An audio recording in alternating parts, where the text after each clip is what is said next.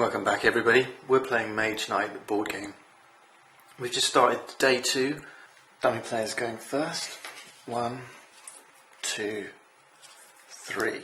And that's a white. We have 2 white crystals, so 1, 2.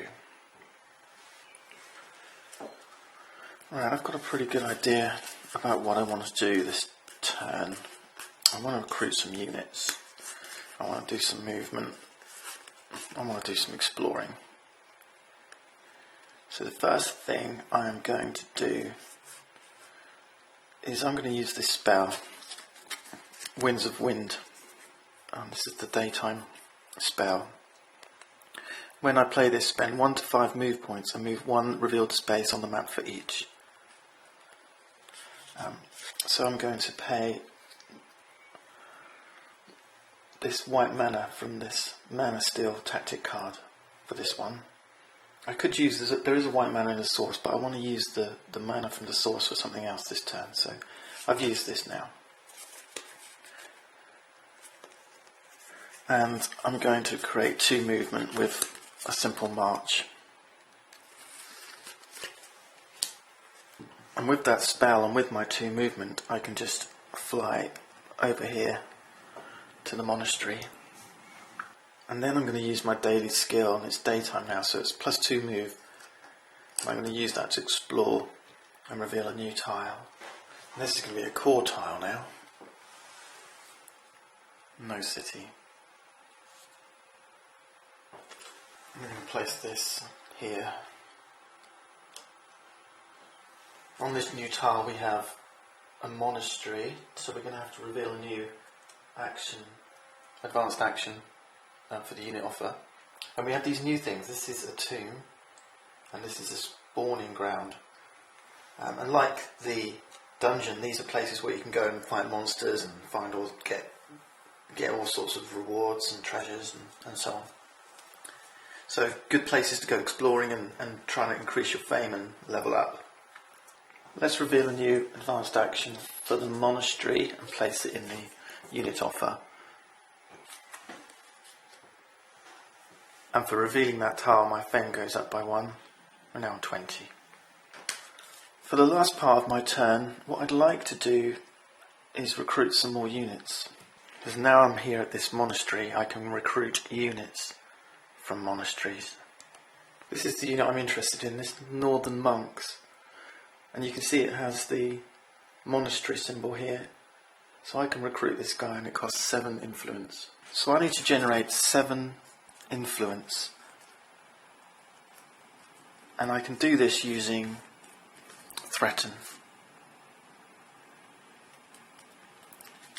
So with Threaten, if I charge it with red mana, what I'm actually going to do is grab one of these gold manas from the source and use it as red. That's 5 influence, and then I'm going to use 2 cards sideways, these moves, and that will give me 7 influence.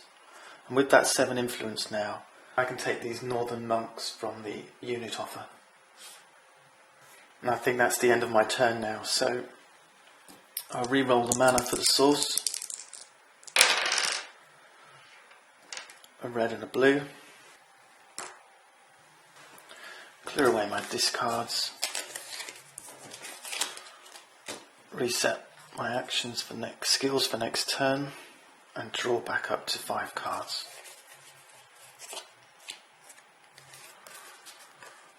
And we have Rage, Improvisation, Mana Draw, Promise, and Swiftness. First it's dummy player's turn. 1, 2, 3. That's red. No red crystals. Now for my turn, I quite fancy doing something a bit different here.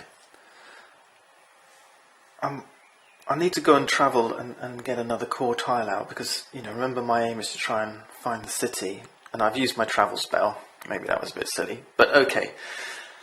What I'd like to do, I think, is this desert's going to be difficult to cross. There's some hills here, so what I might do is kind of run around this way to this glade and explore over here.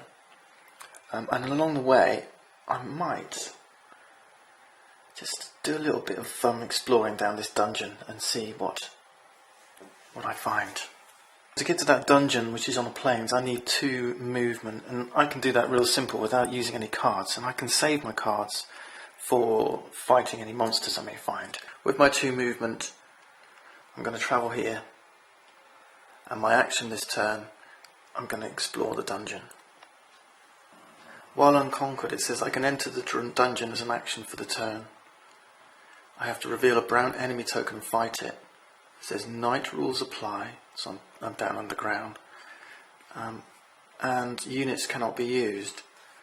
Think about night rules there. It means I can't use gold mana, but I can use black mana, I think. And my units can't be used, which is a shame. My northern monks and my herbalists, they're going to wait outside for me. And if you defeat the enemy, mark the space with a shield, and then we'll roll for some kind of reward. So we have to draw a brown monster token. It's just one of these guys with the dungeon on the back. And what's that? Oh, that's a werewolf. Right. He's going to be pretty tough.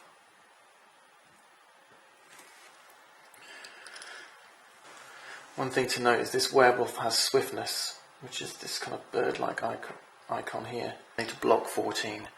I'm really not going to block this. I think I'm going to take some wounds. But if I can take some wounds and take this guy out, you know, the rewards may be worth it. Right, here's this werewolf we've got to fight. If nothing else, look on the bright side. It gives me an opportunity to give you a more detailed look at combat and how this works. These are my cards. Remember, the first stage of combat is ranged attack. Now I do have a ranged attack. I've got ranged attack 3, but that's not enough to take him out, and I haven't got anything else to boost that. I can't use my units, remember. So the next stage is block, and because of this swiftness, I need 14 block. Now I don't have 14 block. I'm not going to block this attack. So I'm going to have this werewolf attack me with his 7 strength. The first thing that happens is, if the challenge is unblocked, you're going to take a wound. So you take a wound card and you place it in your hand. The next thing you do is reduce the attack strength by your armour. My armour is 3. So 7 minus 3 is 4. For as long as that value isn't 0, we keep taking wounds. So 4 is not 0, so I take another wound. Another one. And again, this goes in my hand. So we're down to 4 attack on the werewolf. We reduce it by my armour again. We'll take it down to 1. 4 minus 3 is 1. It's still not 0, so we take another wound. Oh dear. And this goes in my hand.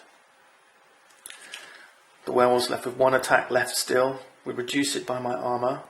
1 minus 3. Okay, it's down to below 0, so I can take no more wounds. If you want to work it out one at a time, like I just did with my armour of 3, so 7 minus 3 is 4, 4 minus 3 is 1, 1 minus 3 is down below 0, 3 wounds, and they all go in my hand. Now these have stuffed up my hand, which means when I come to draw at the end of the turn, these things are going to contribute towards my 5 card hand limit. So if I can get rid of these, at most I'll be drawing 2 more cards. And they're going to stay there forever now. And you can imagine, if your wound gets filled up with 5 wound cards, then you're not going to have any cards to perform any actions on your turn, and then you're going to have to rest. Now it's my chance to attack the werewolf. His armour's 5, so I need an attack of 5 at least. And I can do this, I think, with...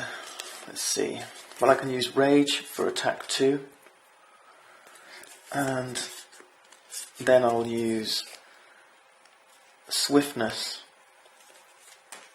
powered with white mana from the source, to give me ranged attack 3, so that's 3 plus 2 is 5, 5 attack, and I've killed this werewolf.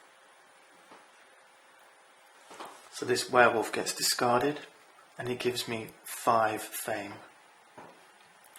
1, 2, 3, 4, 5. Yes, we've leveled up. The good thing about attacking dungeons is they don't hurt your reputation like when you assault a fortified site. And then finally, for defeating this dungeon, we place a shield token on there.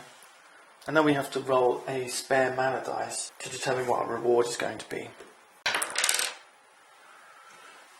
That's a white mana. And it says here, if you roll a gold or a black, you gain a spell. Otherwise, gain an artefact. So let's draw an artefact and see what we get. These are normally pretty good. So its effect is assign this it's a banner. Assign this to a unit you control. During the block phase of combat, you spend this unit to cancel one attack, and if you do, gain +1 fame. So this card will go in my deck, but it also has this these artifacts also have these one-time use. So if you use this as kind of like an extra powerful effect, it says skip the block and damage assignment phases of his combat. So I could use this, skip block and damage assignment, but it's a one-time use. I then have to discard this. So this is a good card for knocking out very strong enemies that I don't stand a chance of blocking or damage or blocking and taking wounds from, but I do stand a chance of killing. And this goes on top of our deck. Okay, I think that ends my turn. That was quite an exciting one. So let's roll the dice, put it back in the source. That's blue. And now discard.